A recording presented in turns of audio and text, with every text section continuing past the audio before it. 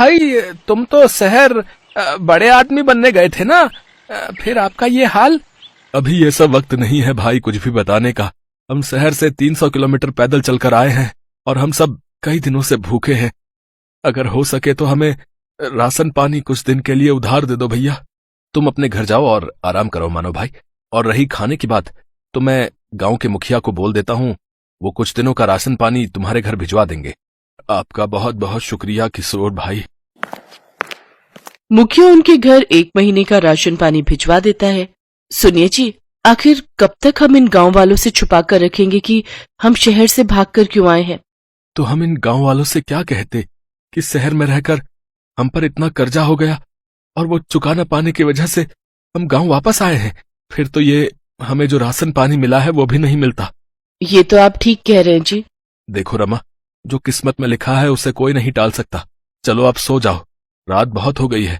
मैं कल ही मुखिया से मिलकर काम की कोई बात करता हूँ। अगले दिन मानव मुखिया से मिलता है और अपने बेरोजगार होने की समस्या बताता है। देखो मानव, तुम इस गांव के बेटे हो और अब तुम इसी गांव में रहकर अपना कोई काम शुरू करो। आपने बिल्कुल सही कहा मुखिया जी।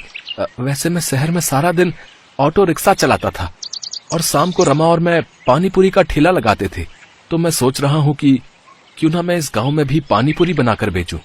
हाँ, ये तो बहुत ही अच्छा ख्याल है। वैसे भी अपने गांव में एक भी पानी पूरी वाला नहीं है। अपना खेत गिरवी रखकर मानव और रमा ने पानी पूरी का ठेला खोल लिया। वो ठेला लगाकर बैठे थे, तभी वहाँ उसका बचपन का दोस्त विनोद आ गया, जो कि एक गांव से दूसरे गांव तक ऑटो चलाता था। अरे वाह, आज मेरा दोस्त नए काम की शुरुआत कर रहा है। लेकिन तेरे चेहरे पर इतनी उदासी क्यों है? क्या बताऊं यार, ठेला लगाए पूरे 2 घंटे हो गए लेकिन अभी भी एक भी बोनी नहीं हुई। अच्छा बता, कितने की प्लेट दे रहा है तू इन गोलगप्पों की? भैया 10 रुपए के 5 गोलगप्पे हैं बस। अच्छा भाभी, फिर तो मेरे लिए 1 प्लेट लगा दीजिए।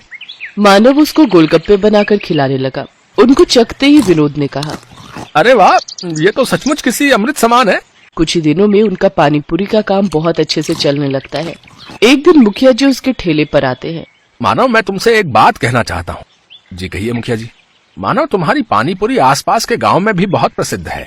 मैं चाहता हूँ कि तुम ढेर सारी पानीपुरी बनाओ और गांव के और आसपास के गांव वालों को भी ये पानीपुरी खिलाओ और आने वाले चुनाव में मेरे नाम का प्रचार करो। क्यों नहीं मुखिया जी, आपने मेरी मदद उस वक्त की थी जब मैं खाली हाथ इस गांव से लौटा था, तो भला मैं आपको इनकार कैसे कर सकता हूँ। मैं आपकी मदद जरूर करूंगा। बहुत बहुत धन्यवाद मानव बेटा। अच्छा, अब मैं चलता हूँ। है आपने हाँ तो कर दीजिए, लेकिन अब हम इतनी सारी पानीपुरी बनाएंगे कैसे? हमारे पास सामान के लिए इतने पैसे कहाँ से आएंगे? अब हमें अपने गिरवी रखे खेत को बेचना होगा। ये आप कैसी बातें कर रहे हैं जी? अगर अच्छी कमाई हो गई तो फिर हम उस कमाई से नया खेत ले लेंगे। लेकिन मैंने मुखिया को जुबान दी है और अब मैं अपनी बात से पीछे नहीं हट सकता। और इस तरह मानव ने अपनी जमीन भी बेच दी। क्या बकवास कर रहे हो मानव? आखिर हमारे बीच पैसों की बात कहाँ हुई थी? मजाक मत कीजिए मुखिया जी, मैंने अपना खेत भी बेच दिया है। ऐसे तो मैं बर्बाद हो जाऊंगा। चुपचाप जाता है या धक्के मारकर निकालूं यहाँ से? दुखी होकर मानव घर पहुँचता है और रमा को सारी बात बताता है। अब तो हम लोग भूखे मर जाएंगे जी, जो बचा खुचा था वो भी हमने बेच दिया। मानव और मुखिया के झगड़े का पता सारे गांव में लग जाता है और अब कोई भी मानव के ठेले पर पानीपुरी खाने नहीं आता।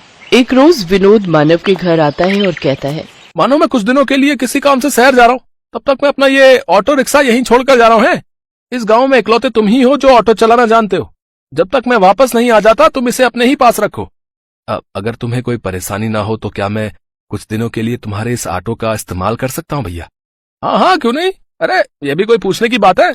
इतना कहकर विनोद वहाँ से चला जाता है।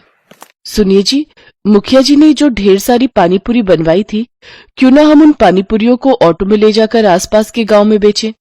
मानव रमा के साथ मिलकर गांव-गांव घूमकर अपनी बनाई हुई पानीपुरी बेचने लगा। देखते ही देखते वो दोनों ऑटो रिक्शा पानीपुरी वाले नाम से फेमस हो गए। आज मैं बहुत खुश हूँ। हमेशा से कर्जे से भागते आया हूँ, लेकिन आज तो ऐसा लग रहा है मानो मैं दुनिया जीत चुका हूँ। कुछ दिन बाद विनोद एक नया ऑटो लेकर गांव पहुंचा। अरे वाह विनोद, नया ऑटो? लेकिन तेरे पास तो पहले से ही ऑटो है ना, फिर ये किस लिए?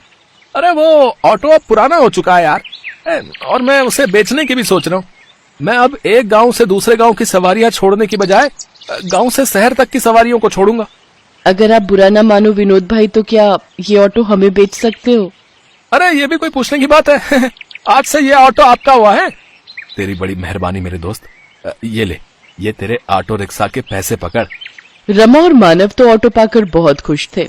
अब वो दोनों सारा दिन एक गांव से दूसरे गांव घूम घूम कर पानीपुरी बेचा करते थे और लोग बड़ी आस लगाकर उनकी पानीपुरी के इंतजार में बैठा करते थे। व्यापार अब बहुत अच्छा चलने लगा और उन्हें अच्छी आमदनी होने लगी।